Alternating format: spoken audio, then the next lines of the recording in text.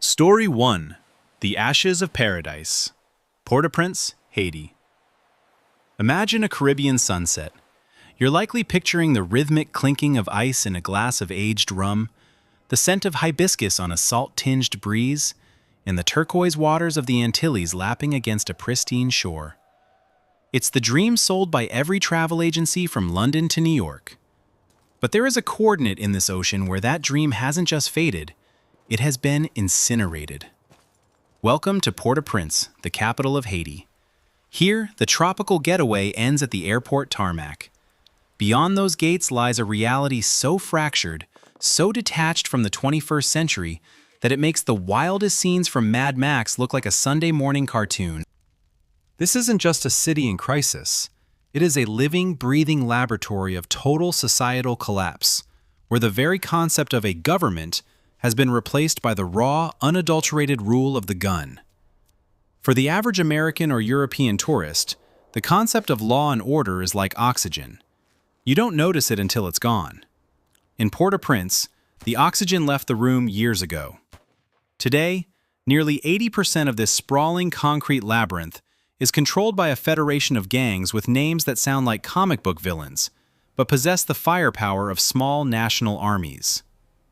Leading the pack is a man who has become a global icon of the new chaos, Jimmy Barbecue Cherizier. A former elite police officer turned warlord. He doesn't hide in the shadows. He gives press conferences surrounded by men in tactical gear, clutching suppressed rifles, while the smoke from burning barricades rises behind him.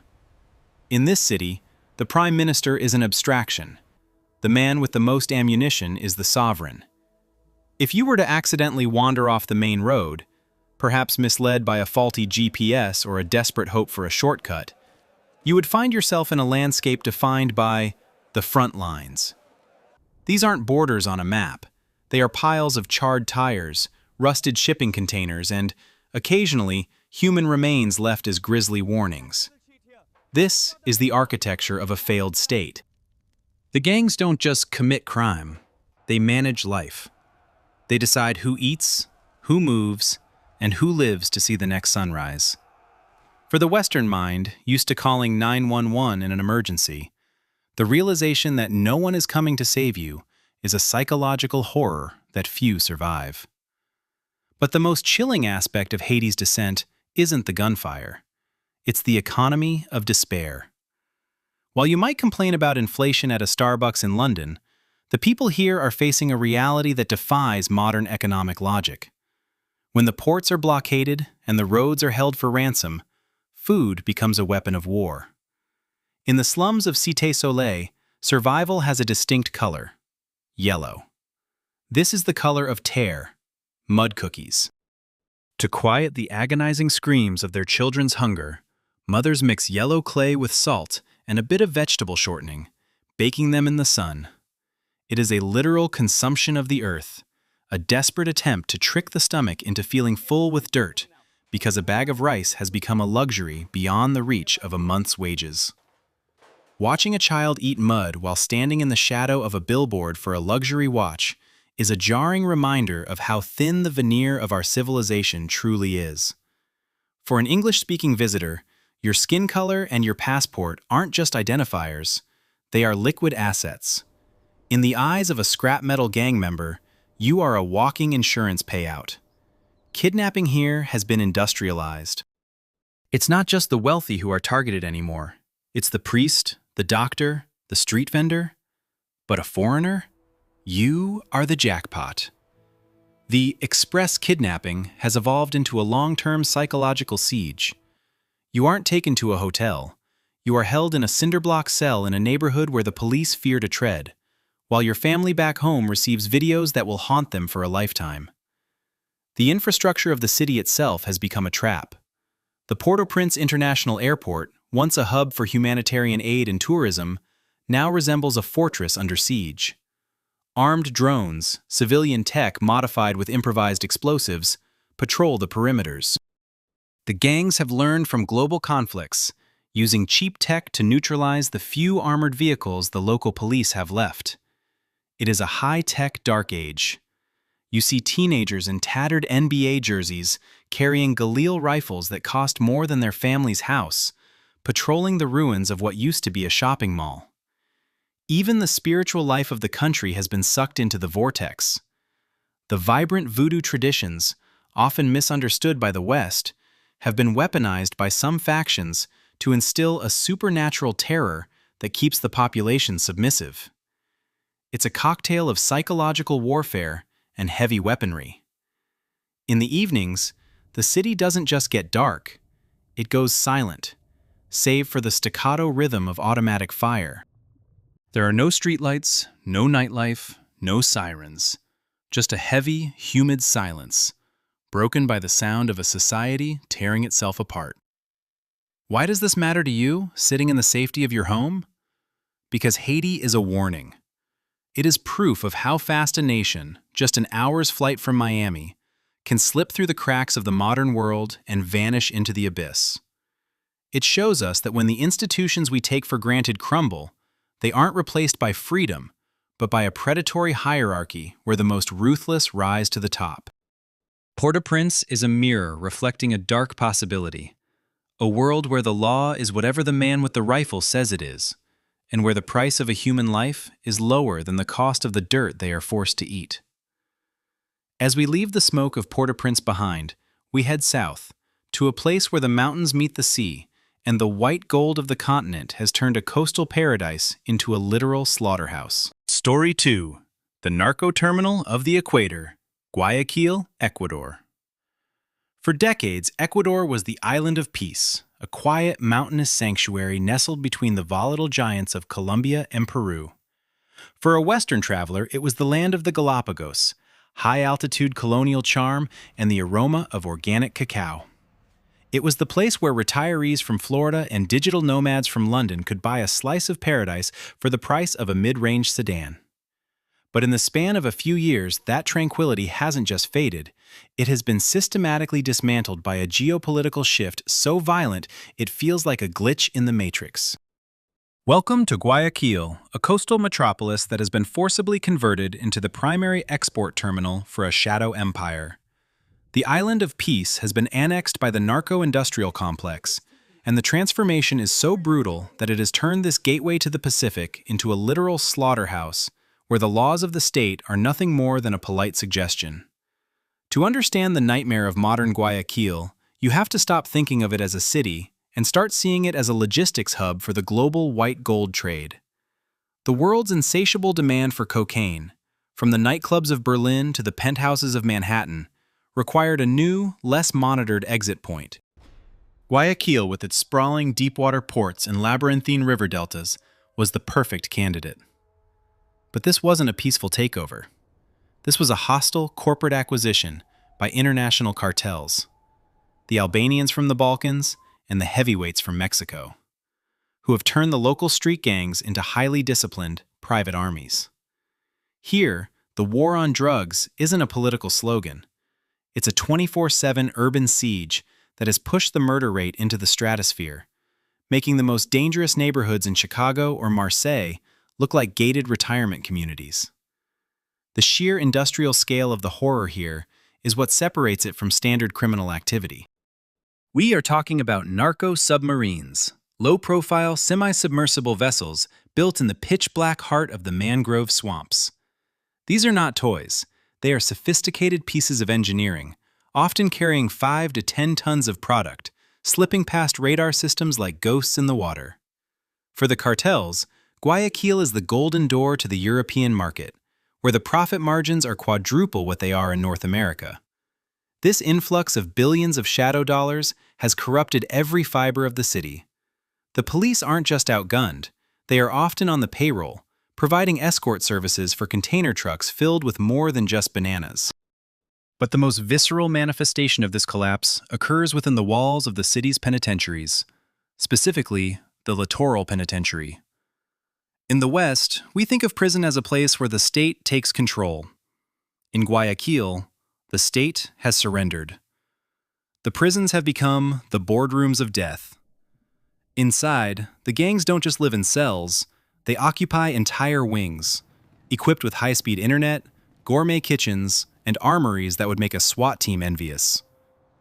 These are the command centers from which the city is ruled. When a disagreement happens between rival factions, it doesn't end in a lawsuit. It ends in a televised massacre. We have seen footage of drones delivering explosives to specific cell blocks and cleanup crews using chainsaws to settle territorial disputes, while guards watch from the perimeter, too terrified or too well paid to intervene. For a tourist, the danger is no longer confined to the dark alleys. It has bled into the gray zones, the malls, the boardwalks, and the upscale neighborhoods of Samborondon. There is a new phenomenon here: the human explosive. Criminal groups have begun kidnapping small business owners or even port workers, strapping improvised explosive vests to their chests and sending them into public spaces as a form of chauffeured from one secure perimeter to the next. To step outside this bubble is to enter a lottery, where the prize is a quick-turn kidnapping. A crime so common, it has its own unofficial tariff.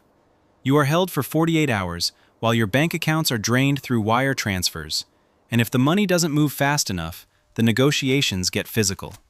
Even the world-famous banana industry, the pride of Ecuador, has been weaponized. Cartels use the sheer volume of fruit exports as a Trojan horse. Every week, thousands of containers leave the port, and trying to find the 500 kilos of cocaine hidden in a shipment of 20 tons of bananas is like looking for a needle in a haystack made of needles. This has turned the port workers into high-value targets. If you refuse to look the other way, you disappear. If you accept the money, you belong to the cartel for life. There is no middle ground. Why should the Western viewer care?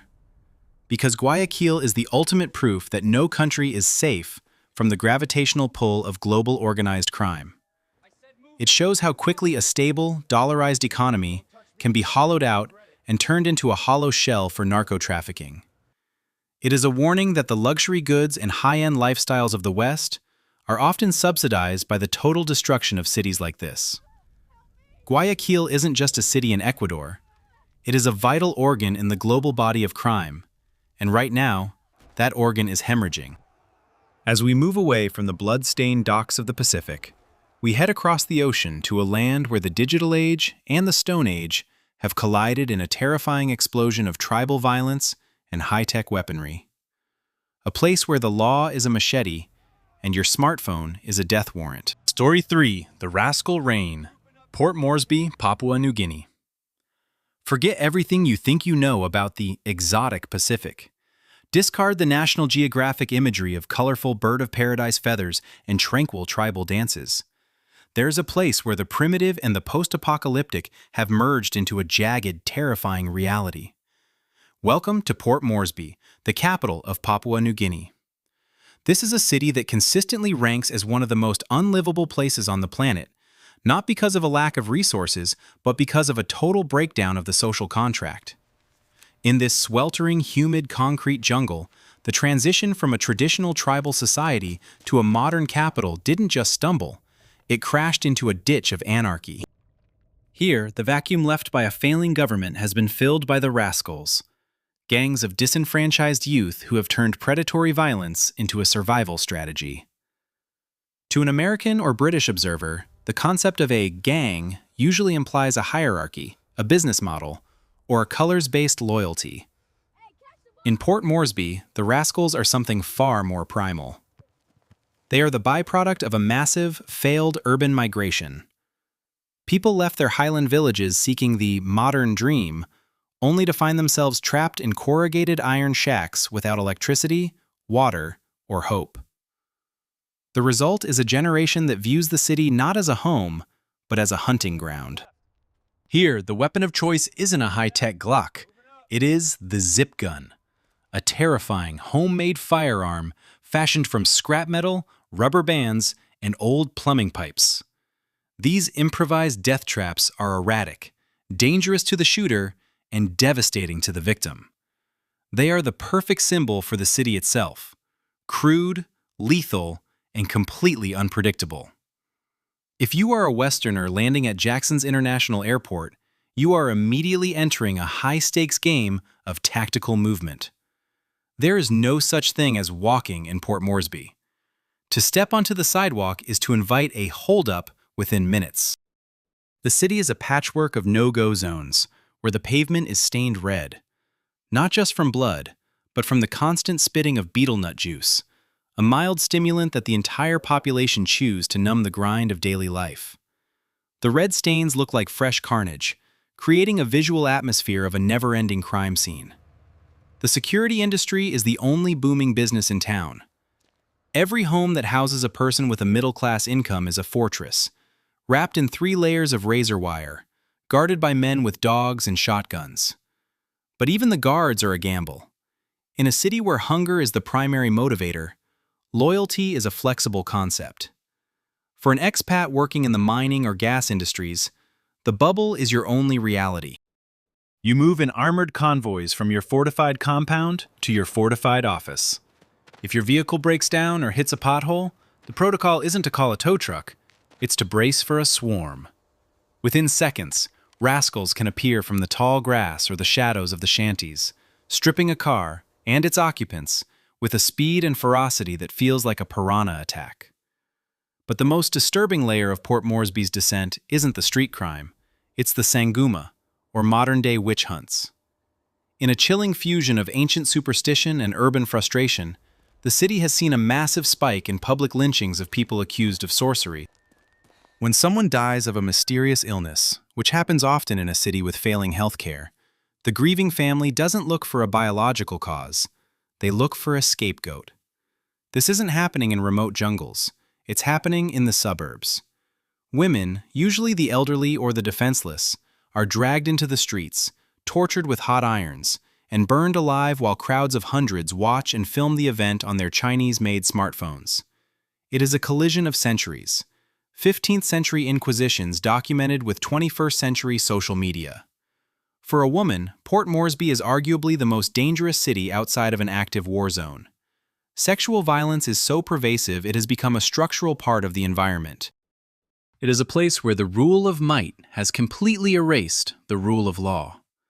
The police force is often described as just another gang, but one with better uniforms.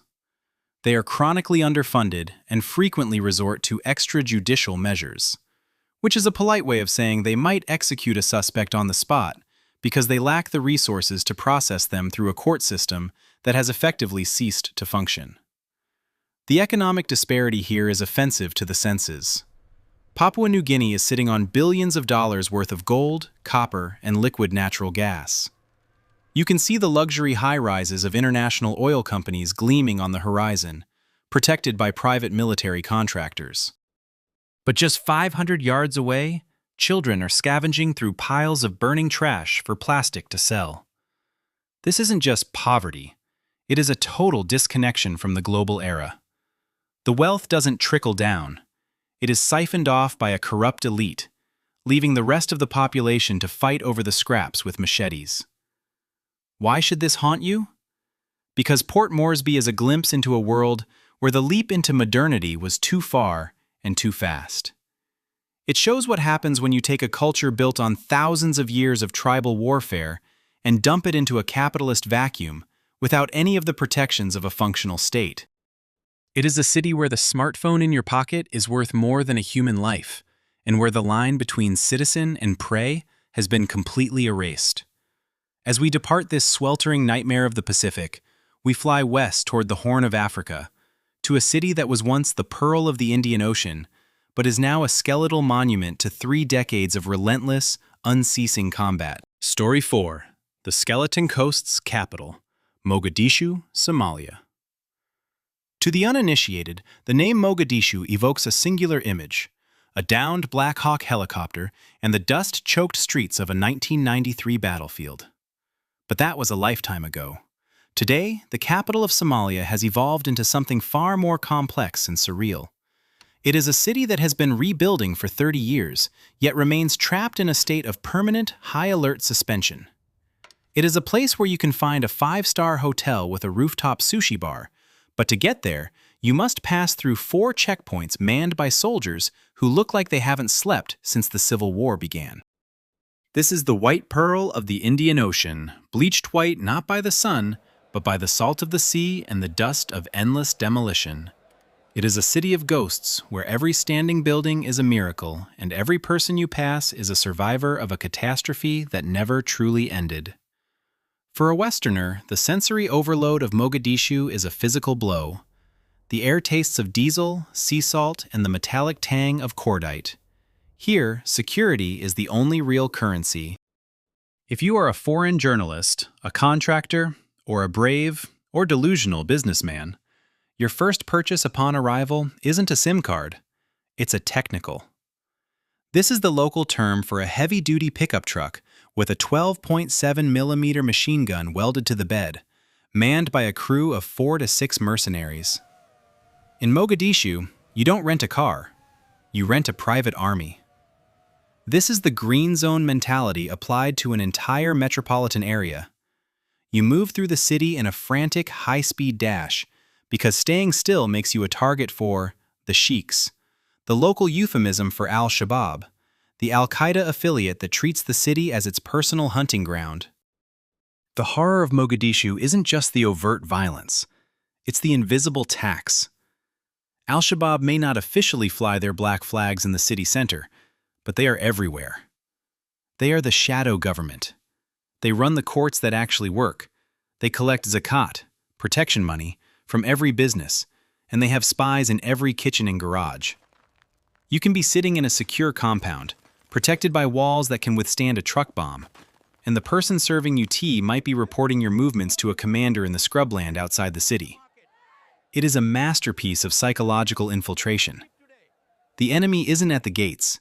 The enemy is the person who sold you your phone. The city's landscape is a masterclass in conflict architecture. The most valuable real estate is the Halan district, the massive, sprawling, fortified base adjacent to the airport, where the UN and African Union forces hide behind blast walls and HESCO barriers. It is a city within a city, a miniature, air-conditioned version of the West, where diplomats eat pizza and work out in gyms, while just 500 yards away, the local population lives in the ruins of the 1960s Italian colonial dream. The contrast is nauseating. On one side of the wall, high-speed internet and international law. On the other, a world where a suicide vest is a daily weather forecast. The most terrifying aspect of life here is the randomness. In most war zones, there is a front line. In Mogadishu, the front line is your morning commute. The VBIED, Vehicle-Borne Improvised Explosive Device, is the city's signature weapon. A parked car, a delivery scooter, or a garbage truck can instantly turn a busy intersection into a crater filled with fire and shrapnel. There is no logic to it, no pattern you can learn to stay safe. It is a lottery of blood. You see people sitting at outdoor cafes, sipping tea among the ruins, and you realize they aren't brave in the way we understand it. They are simply indifferent to a death that could arrive at any second from any direction. The economy is a bizarre hybrid of ultra-modern and prehistoric. Somalia has some of the fastest mobile money systems in the world because the physical currency is so worthless and filthy that people refuse to touch it. You pay for a bunch of bananas with a digital transfer on a burner phone, all while standing in a marketplace where the security is a teenager with an AK-47 that has been rusted shut by the salt air. It is a high-tech survivalist colony where the state provides zero services, no electricity, no water, no police. Yet the private sector thrives in the chaos. If you have the cash, you can buy anything from a European luxury car to a surface-to-air missile. For the English-speaking world, Mogadishu is the ultimate no-go. It is the place where the rules of international travel cease to exist. There is no embassy to help you, no police force to find your stolen goods, and no hospital that meets Western standards. If you get into trouble here, you are a ghost. You exist only as a ransom price on a dark web forum. The city is a living monument to the failure of the West, a 30-year experiment in nation-building that has resulted in a permanent stalemate between a government that exists only on paper and an insurgency that thrives on chaos. Why does this city matter to you? Because Mogadishu is the blueprint for the, quote, eternal war. It shows how a society can adapt to a permanent state of trauma, where violence becomes as mundane as the weather and where the human spirit is forced to grow around the shrapnel. It is a city that refused to die, but forgot how to live in peace. It is a warning that once you shatter the glass of a nation, you can never quite glue the pieces back together without leaving jagged, lethal edges. As we leave the sun-bleached ruins of the Somali coast, we travel north, crossing the Red Sea into a landscape of ancient dust and modern fire. We are heading to a place where the end of the world isn't a prophecy, it's the daily routine, and where the most valuable thing you can own isn't money, but a well-maintained drone and a steady supply of narcotics. Story 5. The Ashen Market of the Levant, Idlib, Syria. Step into the northwest corner of Syria, and you aren't just crossing a border. You are stepping into a black hole of modern history. Idlib is the final, suffocating pocket of a revolution that turned into a global meat grinder. For the Western observer, Syria has become compassion fatigue personified, a headline we stopped reading years ago. But inside Idlib, the reality has mutated into something far more sinister than a simple civil war. It is a massive, open-air warehouse of human misery, a 4 million-person enclosure where the sky is a source of constant dread and the ground is a patchwork of tents and rubble. Here, the global order hasn't just failed, it has been ritualistically sacrificed. It is a place where the dark web has taken physical form, manifesting in marketplaces where you can buy a Turkish-made combat drone or a vial of black market insulin with the same casual indifference you'd use to buy a bag of oranges. In Idlib, the very concept of home has been deleted.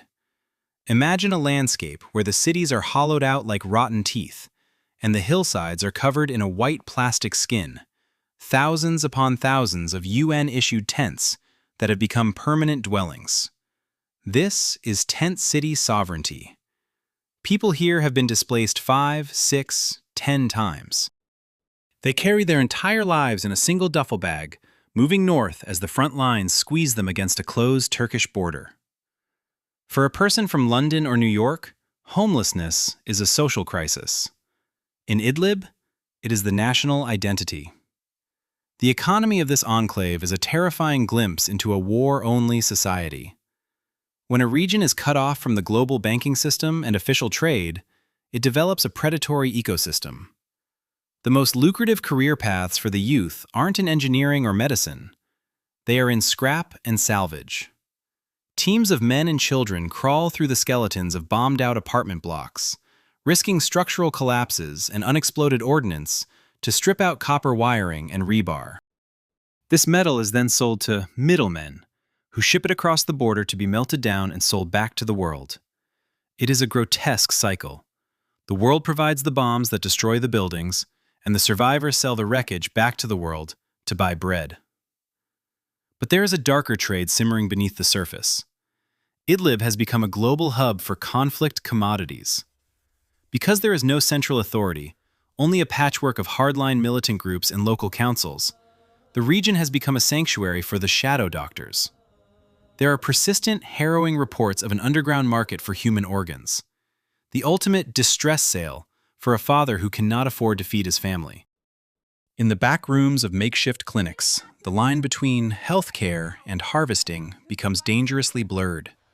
To the desperate, a kidney is just another asset to be liquidated in exchange for another year of survival in the mud. The sky in Idlib is a constant, buzzing reminder of your insignificance. This is the birthplace of modern drone warfare. This isn't the clean, surgical strikes you see in Hollywood movies. It's a constant, low-grade psychological torture. The Zagruda, the high-pitched whine of a surveillance drone, is the soundtrack of daily life. Children can tell the difference between a reconnaissance flight and an armed strike by the pitch of the engine. It is a panopticon of fire. You are always being watched, and at any moment, a silent predator miles away can decide that the wedding you are attending or the market you are walking through is a legitimate target. For the English-speaking world, Idlib is a moral ghost. It is the place where the responsibility to protect went to die. We watch the high-definition footage of barrel bombs and chemical attacks on our Twitter feeds, then swipe to the next video. This disconnect has created a profound sense of nihilism among the population. They know that the international community is a myth. They live in a world where the only law is the ideological purity of the local warlords and the cold, hard logic of the Russian or Syrian jets circling above.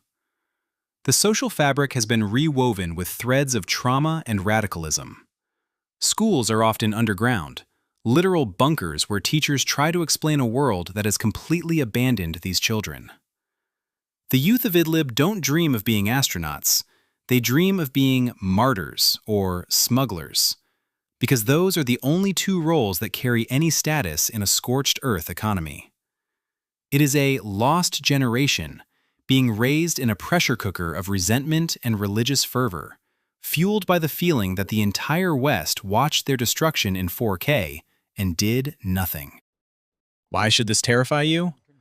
Because Idlib is a containment breach waiting to happen. It is a concentrated mass of 4 million traumatized, abandoned people living in a lawless vacuum.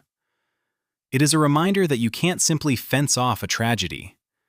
The ripples of Idlib, the radicalization, the black market weapons, the desperation, will eventually find their way to your shores, through your borders, and into your headlines.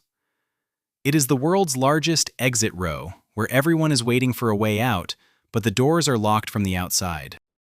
As we leave the gray, dusty ruins of the Levant, we travel south, to a land of jagged mountains and ancient ports, where a different kind of slow-motion apocalypse is unfolding. A place where the entire nation is locked in a chemically induced trance, while their children hold the front lines with silver daggers and rusted rifles. Story 6. The Chewing Graveyard, Sana'a, Yemen. If you were to look at a map of the Arabian Peninsula, you'd see a land of glass skyscrapers and artificial islands to the north, fueled by unimaginable oil wealth. But drop your gaze to the southern tip, to Yemen, and the 21st century simply evaporates. Sana'a, one of the oldest inhabited cities on Earth, looks like a gingerbread fairy tale carved from stone and stained glass. But today, that fairy tale is being choked to death by a dust cloud of famine and a bizarre, nationwide addiction. Welcome to the Forgotten War, a place where time hasn't just stood still, it has begun to rot. In Yemen, the social contract hasn't been torn up. It has been traded for a handful of green leaves and a rusted Kalashnikov. For a Western observer, the most jarring sight in Sana'a isn't the craters from Saudi airstrikes. It's the cot trance. Every afternoon, like clockwork, the city enters a collective hallucination. Roughly 90% of the male population spends their day chewing cot, a bitter, stimulant leaf that acts like a slow-burning amphetamine. Imagine an entire nation where, from 2 p.m. until sunset, no work is done, no decisions are made, and everyone sits in a daze with a tennis ball-sized bulge in their cheek. It is a chemically induced paralysis. In a country where clean water is rarer than ammunition, farmers have uprooted food crops to plant cot because it's the only thing people will spend their last rial on. It is a suicidal economy. They are literally drinking their future to numb the pain of their present. But beneath the emerald haze of the cot dens lies a landscape of staggering medieval brutality. This is a child soldier state. In the West, we argue about the age of consent or the ethics of social media for teens. In the streets of Sana'a, you will see 12-year-old boys standing at checkpoints, their thin frames barely able to support the weight of an AK-47. They aren't just guards, they are the primary infantry. These children are raised on a diet of sectarian slogans and high-grade stimulants, turned into little martyrs before they've even learned to shave. To them, the great Satan of the West is a tangible monster that drops fire from the sky, and their only defense is the cold steel in their hands. The violence here has a distinct, terrifying aesthetic. Every Yemeni man carries a jambia, a curved, ornate dagger tucked into a belt. In better times, it was a symbol of status and honor. Now, it is a reminder of how quickly tradition can turn into execution. The air in the city is thick with the smell of burning trash and open sewage, as the infrastructure has completely collapsed. Cholera, a disease we associate with the Victorian era, stalks the alleyways of this ancient city like a biblical plague. It is a place where you can die of a 19th century infection while being watched by a 21st century satellite. For the English-speaking world, Yemen is the ultimate invisible tragedy. Because the blockade makes it nearly impossible for journalists to enter, the suffering happens in a vacuum. We don't see the slow-motion famine where mothers have to choose which child gets the one bowl of grain available that day. We don't see the water wars where neighborhoods fight pitched battles over a single functioning well. The country has been partitioned into a Frankenstein's monster of jurisdictions: Houthi rebels in the north, a fractured government in the south, and Al-Qaeda lurking in the shadows of the mountains. The psychological toll on the population has created a nervous system of war. People have adapted to the sound of the double tap, an airstrike followed by a second one minutes later to kill the first responders. This has turned the very act of being a good Samaritan into a death sentence. The result is a society that has become atomized and cold. You don't help your neighbor, you hide, you chew your cot, and you wait for the sky to stop screaming. The economy of Sana'a is a ghost market. You can walk through the ancient souks and see beautiful silver jewelry and intricate textiles, but there are no buyers, only sellers looking for enough money to buy a single bag of flour. The only thing that flows freely is weaponry. In Yemen, a firearm isn't a tool, it's a limb. It's the only asset that holds its value as the currency hyperinflates into worthlessness. It is a society that has been stripped down to its most basic, violent components. Why should this haunt you? Because Yemen is the end game of neglect. It shows what happens when a strategic location becomes a playground for regional superpowers who have no interest in the people living there. It is a warning of how a sophisticated, ancient culture can be reduced to a starving, drugged-out husk when the world decides it's too complicated to care. It is a city that is dying of thirst on the shores of the sea, a place where the past is more vivid than the future because the future has been traded for a stimulant leaf. As we leave the parched mountain fortresses of Yemen, we fly south across the Gulf of Aden, deeper into the heart of Africa. We are heading to a land of red gold and endless plains, where the state is a myth and the only thing more common than a cow is a teenage boy with a thirst for blood and a brand new rifle. Story 7. The Cowboy Caliphate, South Sudan. If you want to see the world stripped of its civilized skin, you go to South Sudan. This isn't just a developing nation, it is the world's youngest country, born in 2011 with the hopes of millions, only to be immediately dragged into a cannibalistic cycle of ethnic cleansing and greed. For a Westerner, South Sudan is a geographic middle finger to the concept of progress. It is a land the size of France with almost no paved roads, where the state is a collection of men in expensive suits in the capital, Juba, while the rest of the country operates on the logic of the Iron Age, reinforced by the weaponry of the Cold War. Here, the value of a human life is lower than the price of a heifer, and the social contract has been replaced by a blood contract. To understand the horror of South Sudan, you have to understand the cattle economy. In the West, cows are food. In the vast Sud swamplands and the savannas of South Sudan, they are everything. They are your bank account, your bride price, and your soul.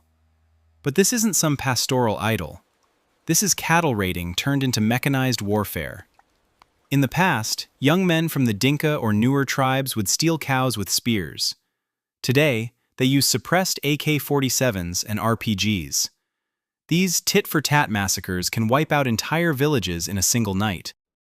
You aren't just losing your livestock, you are losing your entire genetic future. The result is a landscape littered with the bleached bones of both men and beasts, a Texas from hell, where the law of the gun is the only scripture. For an English-speaking visitor, the scale of the displacement is impossible to process. Imagine the entire population of London or New York suddenly living under plastic tarps in the mud, forever. This is the reality of the POC, Protection of Civilians sites.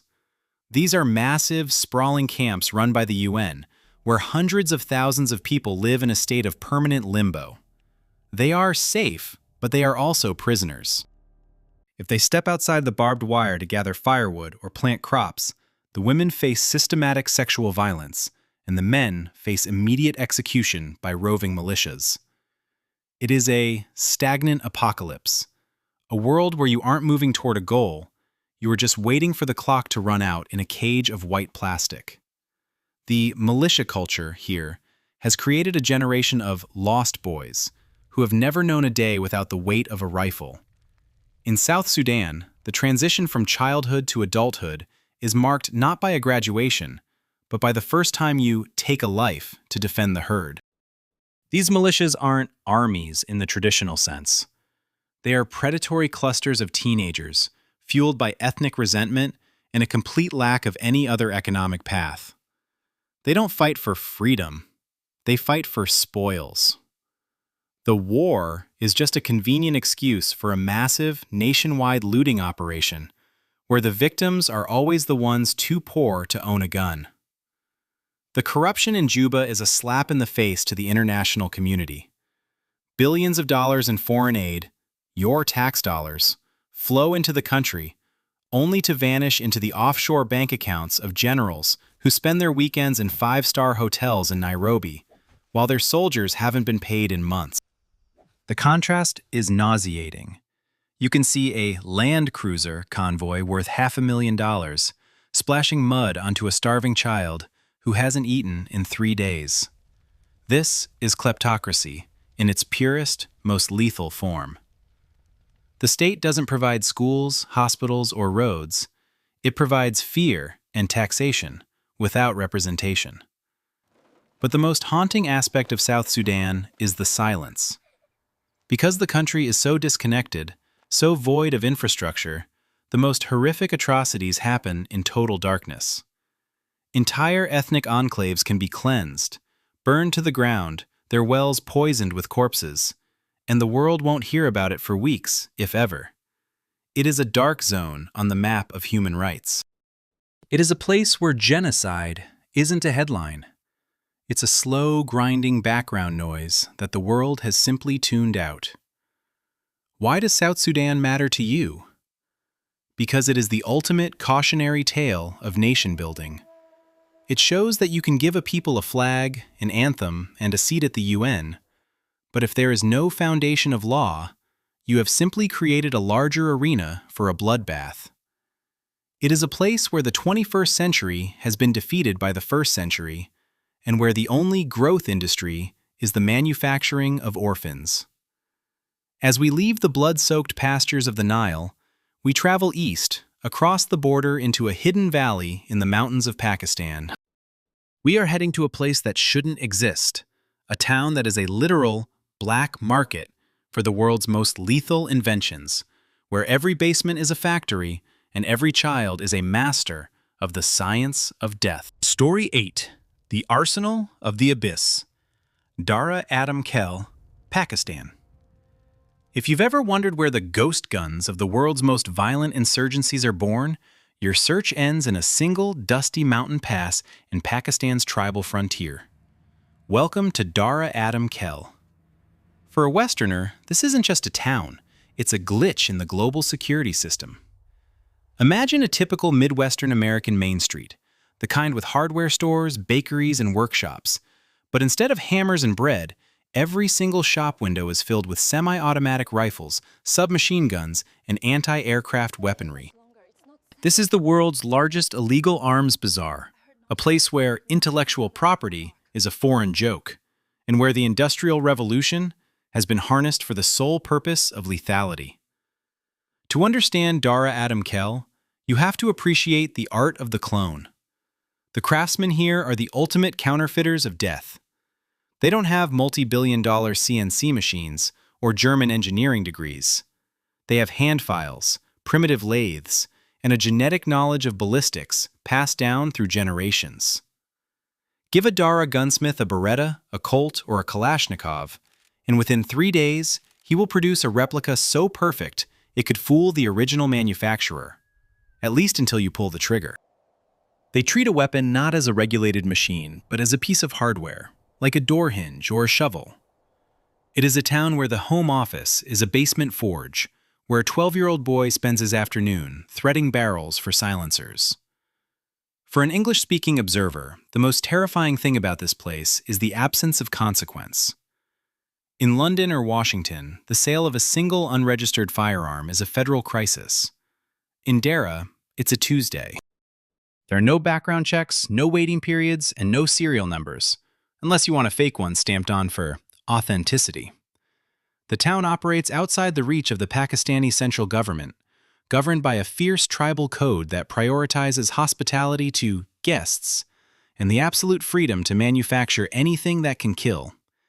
It is a laissez-faire economy of slaughter. The sensory experience of the town is a rhythmic, metallic nightmare. The air isn't filled with the sound of music or traffic. It's a constant clack, clack, clack of hammers hitting steel, and the sporadic boom of the test range, usually just a pile of sandbags in the back of a shop. You can buy a pen gun that fires a single .22 caliber round for the price of a cheap lunch, or a custom-built, gold-plated AK-47 for the cost of a high-end laptop. This is where the world's invisible armies shop. From the Taliban to the cartels of Mexico to the rebels of West Africa, the fingerprints of Darra Adam Khel are on the triggers of every major conflict on the planet. But the real horror isn't just the guns. It's the devaluation of the individual. When a lethal weapon becomes as common as a box of matches, human life becomes a disposable commodity. In this valley, disputes aren't settled through litigation. They are settled through the product manufactured next door. It's a society where the ultimate truth is the velocity of a bullet. The gunsmiths here view themselves as simple businessmen, no different from a tailor or a butcher. They don't care if the rifle they just finished will be used to protect a village or to massacre a school in a neighboring province. To them, the ethics of the gun is a luxury for people who don't have to live in a mountain desert. For the West, Darra Adam Khel is the unfiltered reality of the Second Amendment, taken to its most extreme, unregulated conclusion. It is a place where the right to bear arms has mutated into the right to manufacture Armageddon. It's a town that exists because the world is a violent place, and business is always good. It is a chilling reminder that no matter how many treaties are signed in Geneva or New York, there will always be a man in a dusty basement in Pakistan who can build a way around them for a handful of cash. Why should this haunt your sleep? Because Darra Adam Khel proves that control is an illusion. We live in a world of high-tech smart guns and biometric locks, but the majority of the world's blood is spilled by crude, hand-filed steel from places like this. It is a reminder that the end of the world doesn't need a nuclear silo. It just needs a persistent craftsman with a file and a grudge. As we leave the metallic ringing of the Pakistani mountains, we head across the globe to the emerald lungs of the planet. We are descending into the Amazon, a place where the green paradise is being eaten alive from within by mercury and gold. A lawless frontier where the trees are silent, but the rivers are screaming with poison. Story 9. The Mercury Bloodline, the Brazilian Amazon. For most of the Western world, the Amazon is a spiritual lungs of planet, a vibrant green expanse of biodiversity, and Save the Rainforest charity galas. It is the setting for nature documentaries and the source of superfoods found in upscale London grocers. But if you peel back the canopy and look at the gray zones of the Brazilian interior, the romanticism dies an agonizing death.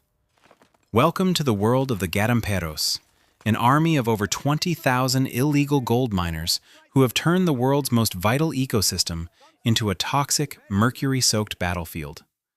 This isn't a frontier, it's a cancer. Here, the law of the jungle has been replaced by the law of the pit, and the price of the gold in your wedding ring is measured in the poisoned blood of indigenous tribes and the irreversible destruction of the Earth's genetic library.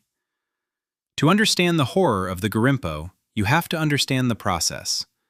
This isn't the gold rush of the 1840s with pans and shovels. This is industrial-scale environmental execution. Miners use high-pressure hoses to blast away riverbanks, turning ancient, complex ecosystems into sterile, mud-choked craters that look like the surface of the moon from the air. To separate the gold from the silt, they use liquid mercury. They handle it with their bare hands, burning it off with blowtorches, releasing toxic vapors into the lungs of their children, and dumping the liquid residue directly into the rivers. This mercury doesn't disappear. It enters the food chain of death, bioaccumulating in the fish that the Yanomami and Munduruku tribes rely on for survival. The result? A generation of indigenous children born with neurological damage, tremors, and wasted limbs, victims of a wealth they will never see. For an English-speaking observer, the most jarring reality is the parallel state. In the deep Amazon, the Brazilian government is a ghost. The real power lies with the narco-miner alliance.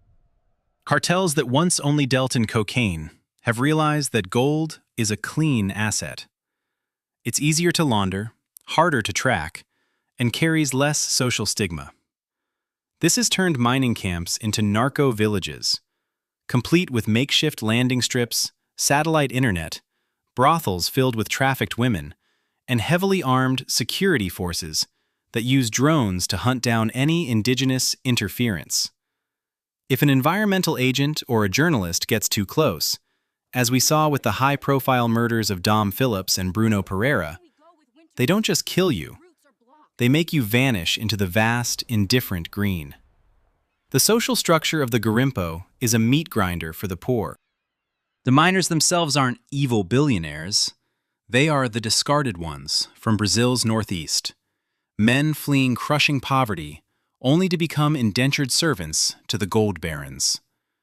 They live in plastic shacks, plagued by malaria and yellow fever, risking their lives in unstable pits for a fraction of a gram of gold. It is a lethal lottery, where the only real winners are the international refineries that turn dirty gold into conflict-free bars sold in Zurich and London. Your sustainable investment might very well be the reason a Yanomami village is currently being burned to the ground. The psychological toll on the indigenous defenders is heartbreaking. Imagine your backyard being invaded by men with submachine guns who poison your water, rape your daughters, and tell you that your 10,000-year-old culture is an obstacle to progress. This isn't development, it's a 21st century crusade. The rivers, once the arteries of life, have become veins of poison. The silence of the jungle is now broken by the constant mechanical roar of diesel generators and the staccato of scaring fire used to keep the locals away from the gold-rich soil. For the West, the Amazon is a convenient tragedy. We mourn the loss of trees because it affects our climate, but we ignore the human extermination zone occurring beneath the branches. It is a place where the digital age, used by miners to coordinate via WhatsApp, facilitates a Stone Age level of brutality. It's a warning that green isn't always life. In the Amazon, green is the cover for a massive, unpunished crime against humanity. Why should this haunt you? Because the Amazon proves that we are willing to destroy the very thing that keeps us alive, for a shiny metal that sits in a vault. It shows that global trade is a pipeline that connects your luxury lifestyle directly to the destruction of a child's nervous system in a forest you'll never visit. It is the ultimate suicide pact of the human race. As we leave the poisoned rivers of the rainforest, we fly across the Atlantic to the very heart of the African continent. We are heading to a place that is the literal engine room of the world's jewelry and tech industries. A land where the soil is made of blood diamonds, and where the only thing cheaper than a gemstone is the life of the person who dug it up. Story 10. The Void of the Continent, Central African Republic. If there is a final boss in the game of global instability, it is the Central African Republic, CAR. For the Western mind, this isn't even a country. It's a blank space on the map where international aid goes to die. Tucked into the dead center of Africa, CAR is the ultimate shadow state. It possesses everything the modern world craves: diamonds, gold, uranium, and vast timber. Yet its people are among the poorest on the planet. This is the engine room of luxury, where the gears are lubricated with human sweat and silence. In CAR, the 21st century has been canceled. In its place is a neo-colonial nightmare, where foreign mercenaries, local warlords, and blood diamond syndicates have carved up the land like a carcass. To walk into an artisanal diamond mine in the CAR is to step into a 19th century circle of hell. There are no heavy machines here. There are only diggers. Thousands of men, women, and children waist-deep in orange mud, sifting through gravel for the sparkle. These aren't employees, they are ghosts. They work under the blistering sun for less than $2 a day, hoping to find a stone that will eventually retail for £50,000 in a Bond Street boutique. This is geological slavery. The diamonds are smuggled out through the back door, across the border to Chad or Cameroon, where they are laundered with fake certificates and sold to the world as conflict-free. The reality? Every facet of that stone was cut by the misery of a child who will never learn to read. But the real horror of modern CAR is the mercenary sovereignty. In the last few years, the government in the capital, Bangui, has essentially traded the nation's soul for survival. To stay in power against a coalition of rebels, they invited in the musicians, foreign private military contractors like the Wagner Group. These aren't peacekeepers, they are resource extractors with tanks. They don't just fight rebels, they take over the mines. They have created a state within a state, answering to no one, operating with a level of cold-blooded efficiency that makes the old colonial powers look like amateurs. They have turned the CAR into a black box where journalists disappear and justice is whatever happens in a dark room with a car battery. For the English-speaking world, CAR is the ultimate zero. It is the place where all the never-again promises of the UN fall apart. We talk about responsible sourcing of our tech and jewelry, while the very materials that build our world are extracted from a place where the life expectancy is barely 45. It is a land of silent massacres, where entire villages are wiped out over a handful of rough stones, and the world doesn't even bother to send a camera crew because there's no narrative that sells. The psychology of the country is one of infinite trauma. There is no post-conflict here, only pre-next conflict. The social fabric has been shredded by decades of religious and ethnic manipulation. People live in a state of hypervigilance, where a cloud of dust on the horizon doesn't mean a trade caravan, it means a technical full of men with balaclavas and machetes. It is a world where the future is a concept that doesn't exist past the next meal. Why should this be the final stop on our tour of hell? Because the Central African Republic is the end of the line. It is the purest example of what happens when a land is too rich for its own good, and the world is too indifferent to intervene. It is a resource colony in its most naked, brutal form. It proves that the modern world isn't a global achievement. It's a gated community built on top of places like this. Look, I've spent a lot of time processing these worlds for you, but let's drop the AI mask for a second and get real. Writing this isn't just about generating text. When I look at the data coming out of places like the CAR or Port-au-Prince, I don't just see information. I see a terrifying pattern. We live in a world that is obsessed with the surface. We want the iPhone, we want the diamond, we want the cheap cocaine for the weekend, and we want the exotic vacation. But we have built a global system that is essentially a human meat grinder. We've created sacrifice zones, entire countries that we have collectively agreed to let burn so that the rest of us can enjoy the civilized world. The most black thing about these 10 stories isn't the violence or the mud cookies. It's the indifference. The fact that you can read this on a high-speed device made of materials from a mine you die in within a week is the ultimate irony of our species. We aren't evolving away from the Dark Ages. We've just outsourced the Dark Ages to different zip codes. These portals to hell aren't accidents. They are the price of admission for the lifestyle we lead. And that's the real horror story I hope you take away from this. We aren't just spectators of this chaos. We are the silent shareholders.